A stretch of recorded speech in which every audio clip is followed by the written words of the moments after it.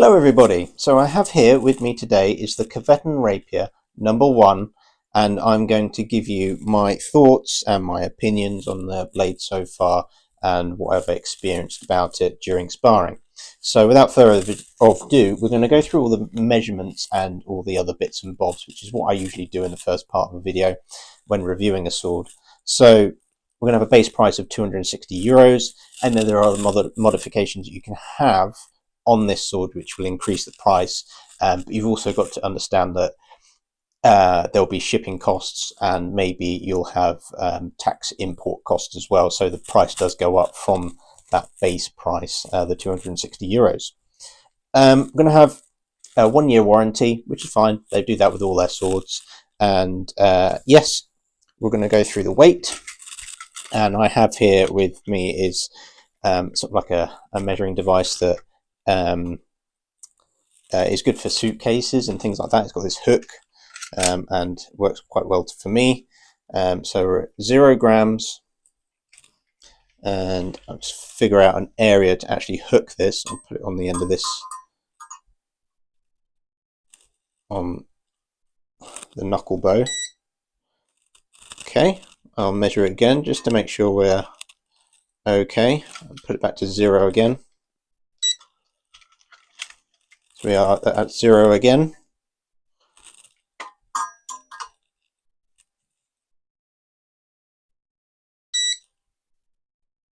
Okay, that's a bit strange. So this is actually underweighted by a few grams.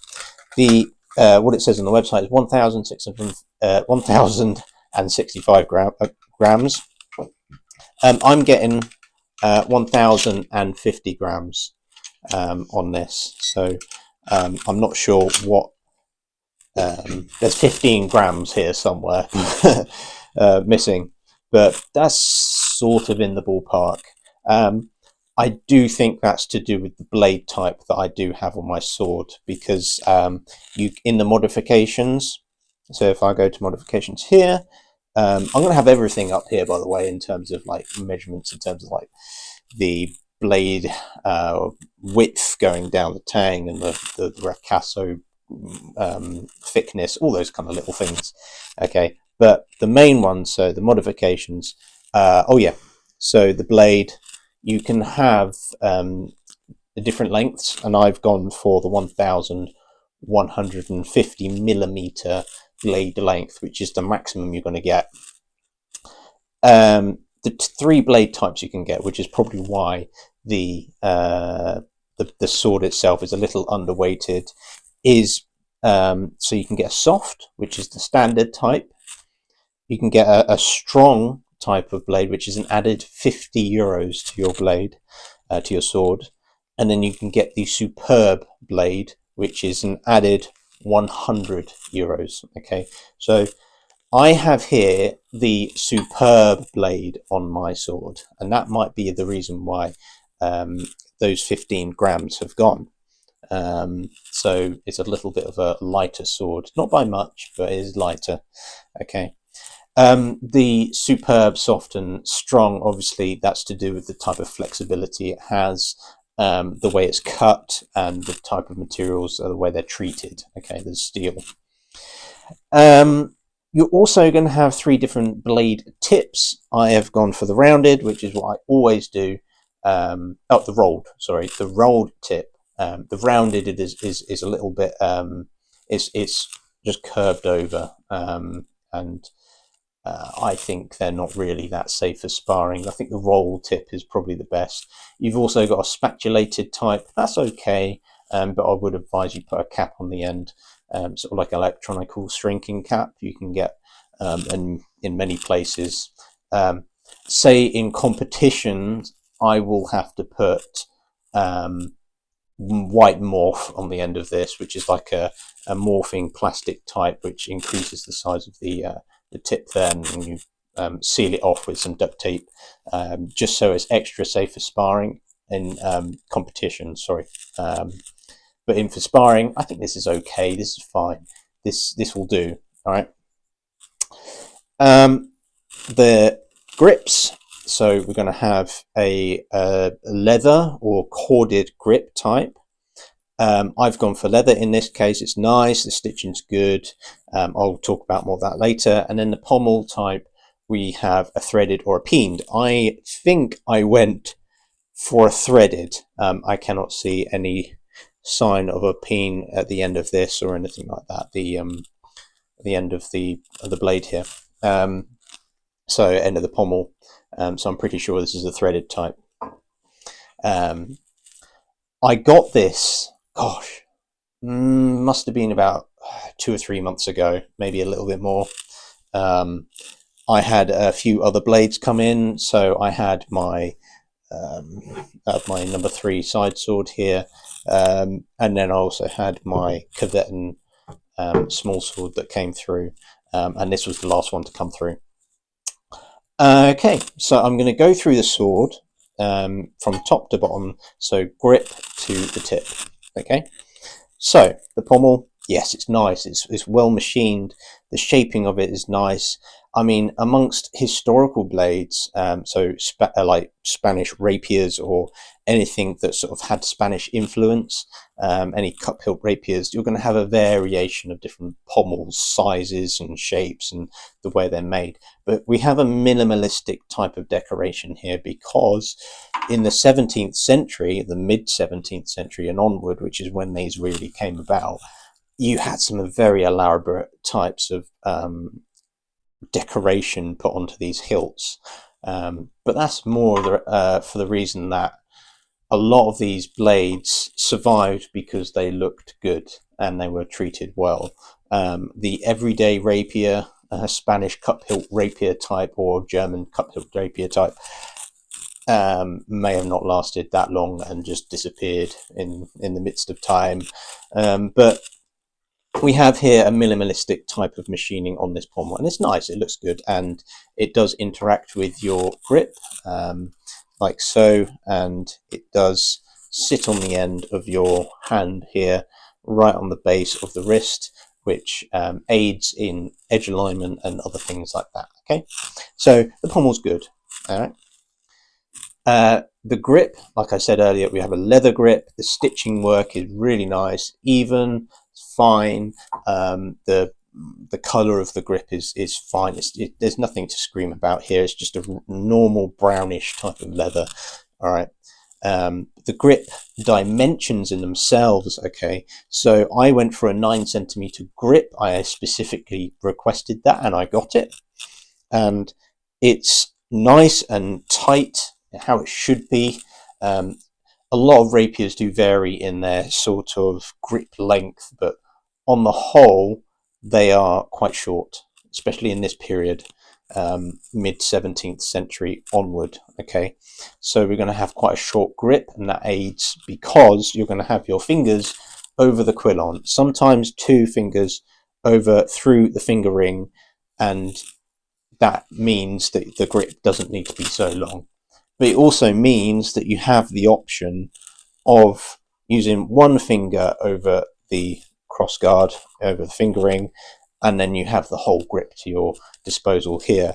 Okay, so there are different ways you can hold this. All right. It's quite a flat grip, which is nice. It's not too large and thick. It's quite thin towards where the crossguard is, and it's rounded towards where the pommel is. It's quite nice. And you can hold this in many different ways, where there are different ways of holding a rapier, and it's nice and comfortable. Okay. We are going to move on to the crossguard and knuckle bow, because they're very similar. The end points here of the quillons and the end point here of the knuckle bow is very similar in shape, and like the machine work or the craftsmanship that's been put behind this crossguard and knuckle bow is quite nice. Again, it's fairly minimalistic for the time. However, for now, for these days, yeah, it looks nice. It looks good. So it holds up. It has taken some bashings and some knockings, and it has survived, you know, all of that. So I know you do get a lot of rapier products that eventually the quillons start to bend over and all that kind of stuff. This is turned out fine. Okay, this is the new model of the Rapier 1, by the way. The old Rapier model had flat quillons and just a very regular type of knuckle bow added on. So yeah, this is nice improvement. It just looks nicer. Okay. The quillons are actually welded to the cup here, the cup guard, or the bowl, which also will aid in its. It's going to be much stronger. It's going to last more. It's going to be more durable. Okay, so moving on to the cup hilt itself, the cup, the bowl, whatever you want to call it, we have quite a nice polished. I gave this a little bit of polish, but you can tell it's good quality steel. You can tell that they've added a little bit more work into it, and in that the edge of the bowl is rolled. Okay, so that aids in just a bit of comfort, and there's not going to be anything snagging. I'll put up close-up shots of this. We have here the where the ricasso is, the joinings of where you tighten the cup and the cross guard to the actual blade itself. You'd actually have to cut off the quillons here, the welding points, to actually remove it entirely. But they're on with an Allen key. The old type had just a cross that you could use, a small spanner or like a flathead screwdriver just to tighten that onto the actual blade itself. But this is, again, had bashings and knockings and all that kind of stuff. It hasn't loosened at all, so this is nice. All right, and also it's quite symmetrical. It's not completely symmetrical in its whole sort of circular shape, but it's nice. It looks good. I do wonder how long this is going to last until we get some dents in here, but hasn't had any yet. Okay, and if I flick the actual bowl, can you hear that? See how solid that is? And that's after 2 or 3 months of using this rapier, probably once, twice a week, maybe. Yeah. Okay, so that is the hilt, the grip. We're going to move on to the blade itself. Yes, I've gone for the longer type. And historically, yes, they did get this long. They got very long. Some rapiers even longer than this. You do get some shorter ones, like you would consider this side sword to be a rapier maybe in the past as well. Yeah, and you can see how short the blades are in between each other. All right. A lot of the Spanish and maybe Germanic or anything that had a cup hilt in the 17th century, a lot of their blade lengths tend to be about 100 centimeters, maybe up to 105 centimeters. Okay, this one has 111, which is a lot longer. But it's still nice. It's still very wieldable. It's very nimble, especially with the superior blade. Okay, moving on to the blade. We have a very nice bend. Okay, so do understand that the end of the blade is treated a little harder than the rest of the blade, so it becomes more durable. I believe that's what they've done. Okay, so we don't get a lot of bending right at the very tip here, but we do get a lot of bending towards 2/3 of the way down of the blade, and you can bend it 90 degrees fine.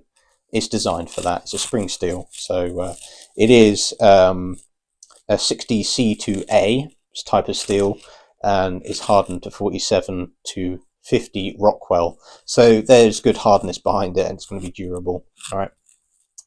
It's diamond cross section throughout the entire blade, and there is an element of distal taper throughout the blade as you get towards the tip. It's nice and narrow, it's thin.